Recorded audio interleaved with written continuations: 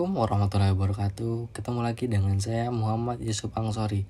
Dan di kesempatan kali ini saya akan membahas tentang materi biaya mutu dan produktivitas.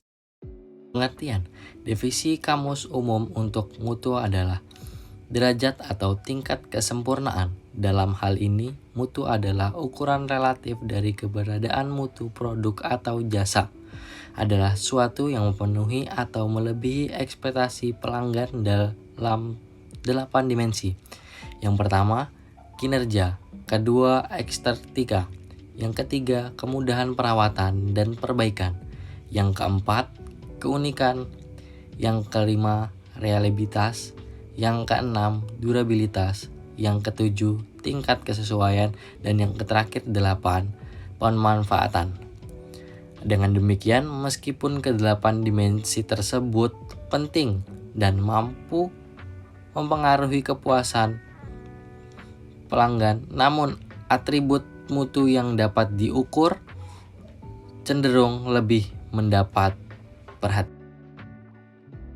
Untuk definisi mutu, kegiatan yang dapat mutu adalah kegiatan yang dilakukan karena mungkin atau telah dihasilkan mutu yang jelas atau cacat. Biaya-biaya untuk menjelaskan kegiatan tersebut disebut biaya mutu.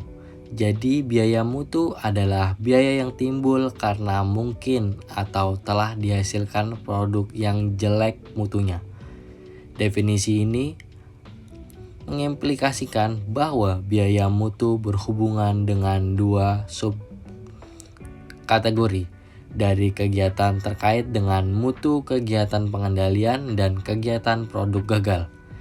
Biaya pengendalian adalah biaya yang dilakukan untuk menjalankan kegiatan pengendalian. Biaya produk gagal adalah biaya yang dikeluarkan oleh sesuatu organisasi karena terjadi kegiatan produk gagal. Definisi mengenai kegiatan yang berhubungan dengan mutu juga menjelaskan 4 kategori biaya mutu, yaitu yang pertama, biaya pencegahan. Biaya pencegahan terjadi untuk mencegah mutu yang jelek pada produk atau jasa yang akan dihasilkan. Apabila biaya pencegahan meningkatkan, maka biaya produk gagal dapat diharapkan turun. Yang kedua, biaya penilaian. Biaya penilaian terjadi untuk menentukan apakah produk dan jasa telah sesuai dengan persyaratan dan ketentuan pelanggan. Yang ketiga, biaya produk gagal internal. Biaya produk gagal internal terjadi karena produk dan jasa yang dihasilkan tidak sesuai dengan spesifikasi atau kebutuhan pelanggan. Produk cacat dideteksi sebelum dikirim ke pihak luar. Produk cacat yang demikian merupakan produk gagal yang dideteksi oleh kegiatan penilaian. Yang keempat, biaya produk gagal eksternal. Biaya produk gagal eksternal terjadi karena produk dan jasa yang dihasilkan gagal memenuhi persyaratan dan kebutuhan pelanggan setelah barang dikirim ke pelanggan. Untuk mengukur biaya mutu bisa juga diklasifikasikan sebagai biaya yang terlihat atau tersembunyi. Biaya mutu yang terlihat adalah biaya yang disajikan dalam catatan akuntansi organisasi. Biaya mutu yang tersembunyi adalah biaya oportunitas yang terjadi karena mutu yang jelek. Ada 3 metode yang disarankan untuk tujuan tersebut. Yang pertama, metode penggandaan. Yang kedua, metode penelitian pasar. Dan yang ketiga, fungsi rugi mutu. Laporan informasi biaya mutu. Langkah pertama dan yang paling sederhana untuk menciptakan sistem semacam ini adalah menilai biaya mutu aktual berjalan. Pencatatan secara rinci biaya mutu aktual berdasarkan kategorinya memberi 2 manfaat penting. Yang pertama, catatan tersebut mengungkapkan pola biaya mutu dalam setiap kategori yang memungkinkan para manajer menilai dampak keuangannya. Yang kedua, catatan tersebut menunjukkan distribusi biaya mutu menurut kategori yang memungkinkan. Para manajer menilai kepentingan relevatif dari masing-masing kategori. Fungsi biaya mutu. 1. Pandangan tradisional. Pandangan tradisional mengonsumsikan bahwa terdapat trade-off antara biaya pengendalian dan biaya produk gagal.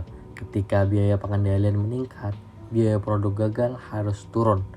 Selama penurunannya, biaya produk gagal lebih besar daripada kenaikan biaya pengendalian.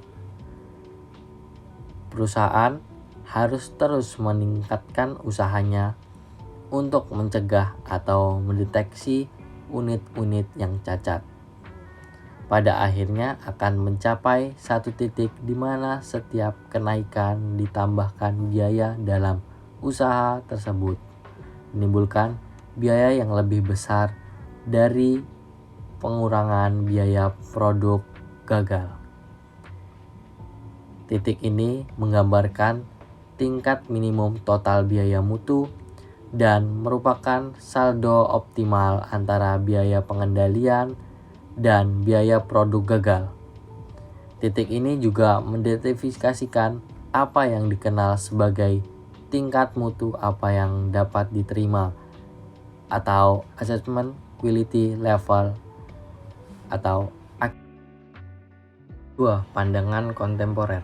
Sudut pandang IQL didasarkan pada definisi produk cacat tradisional. Dalam pengertian klasik, sebuah produk dikatakan cacat bila karakteristik mutunya berada di luar batas toleransi. Menurut pandangan ini, biaya produk gagal timbul hanya apabila produk tidak sesuai dengan spesifikasi dan timbul trade-off optimal antara produk gagal dan biaya pengendalian. Bagi perusahaan yang berpotensi dalam lingkungan yang sangat kompetitif, mutu dapat memberikan keunggulan kompetitif. Hal ini yang tempatnya terjadi pada perusahaan yang berusaha mencapai kondisi cacat nol atau produk mereka tingkat optimalnya dari biaya mutu adalah keadaan di mana produk diproduksi sehingga memenuhi nilai targetnya. Usaha menemukan cara mencapai nilai target, menciptakan sebuah dunia mutu yang didapati sebagai lawan dari dunia mutu statis AQL. Strategi untuk menentukan biaya mutu adalah: yang pertama, lakukan seragam langsung terhadap biaya produk gagal untuk memaksanya menuju titik nol. Yang kedua, lakukan investasi pada kegiatan pencegahan dan tepat untuk memperbaiki mutu. Yang ketiga, kurangilah biaya penilaian menurut hasil yang dicapai. Yang keempat, lakukan evaluasi secara kontinu dan arahkan kembali usaha pencegahan untuk mendapatkan perbaikan lebih. Untuk manajemen berdasarkan kegiatan atau ABM dan biaya mutu optimal. Manajemen berdasarkan kegiatan atau aktivitas based management sama dengan ABM mengklasifikasikan sebagai kegiatan sebagai bernilai tambah dan tidak bernilai tambah serta hanya mempertahankan kegiatan yang bernilai tambah. Setelah berbagi kegiatan untuk masing-masing kategori, diidentifikasi pergerakan sumber daya atau resource delivery dapat digunakan untuk memperbaiki penetapan biaya kegiatan individual. Sumber penggerak biaya atau cost driver dapat juga diidentifikasikan khususnya untuk kegiatan produk gagal dan berguna membantu manajemen memahami hal-hal yang menyebabkan biaya kegiatan atau aktivitas Analisis tren. Laporan biaya mutu menyajikan jumlah dan distribusi biaya mutu di antara keempat kategori, sehingga mencerminkan peluang untuk memperbaiki mutu. Setelah ukuran perbaikan mutu ditentukan, perlu ditetapkan apakah biaya mutu telah berkurang sebagaimana telah direncanakan. Laporan biaya mutu tidak akan memperlihatkan apakah perbaikan mutu telah terjadi atau tidak.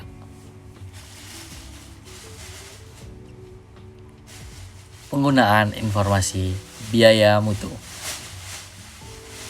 Tujuan utama laporan biaya mutu adalah untuk memperbaiki dan mempermudah perencanaan, pengendalian, dan pengambilan keputusan.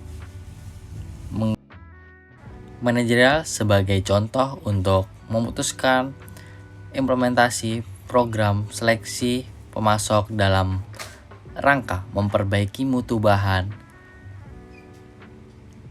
secara seorang manajer perlu melakukan penilaian terhadap biaya mutu saat ini menurut item dan kategori, penilaian biaya tambahan yang berkaitan dengan program, serta penilaian terhadap penghematan yang diproyeksikan oleh item dan kategori.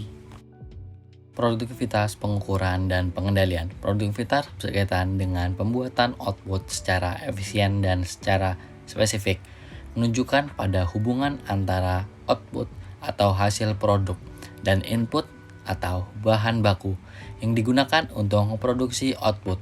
Dalam produktivitas terdapat 1. Mengukur produktivitas parsial. Pengukuran produktivitas adalah penilaian kuantitatif atau perubahan produktivitas. Tujuan pengukuran ini adalah untuk menilai apakah efisien produk meningkatkan atau menurun. Penggunaan produktivitas dapat berupa aktual atau prospektif. 2. Definisi pengukuran.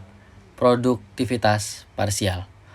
Produktivitas input tunggal biasanya diukur dengan memperhitungkan rasio output terhadap input. Rumusnya, rasio produktivitas sama dengan output dibagi input. Karena produktivitas hanya merupakan salah satu input yang sedang diukur, maka ukuran tersebut disebut pengukuran produktivitas parsial. Yang ketiga, ukuran parsial dan pengukuran perubahan efisiensi produktif. Untuk mengukur perubahan produktivitas, ukuran produktivitas berjalan aktual dibandingkan dengan ukuran produktivitas periode awal. Periode awal ini disebut periode dasar dan menjadi aktual atau standar bagi pengukuran perubahan efisiensi produktif. Dan pengukuran total produktivitas. Pengukuran produktivitas seluruh input disebut pengukuran total produktivitas. Dalam praktek, pengukuran pengaruh seluruh input mungkin tidak diperlukan. Dua pendekatan yang telah memperoleh beberapa pengakuan adalah pengukuran profil atau profil measurement dan pengukuran produktivitas yang berkaitan dengan laba atau profil Likert Productive Measurement. Dan komponen pemilihan harga, selisih antara perubahan laba total dan perubahan produktivitas terkait laba disebut komponen pemilihan. Komponen ini adalah perubahan pendapatan dikurangi perubahan biaya input dengan asumsi tidak ada perubahan produktivitas. Karena itu, komponen pemulihan harga mengukur kemampuan perubahan pendapatan menutup perubahan biaya input dengan asumsi tidak ada perubahan produktivitas. Cukup sekian materi kita pada hari ini, kurang lebihnya mohon maaf. Sekian dari saya, wassalamualaikum warahmatullahi wabarakatuh. Make it clap, I got 3 old thoughts, new block, where that bitches on my line, and you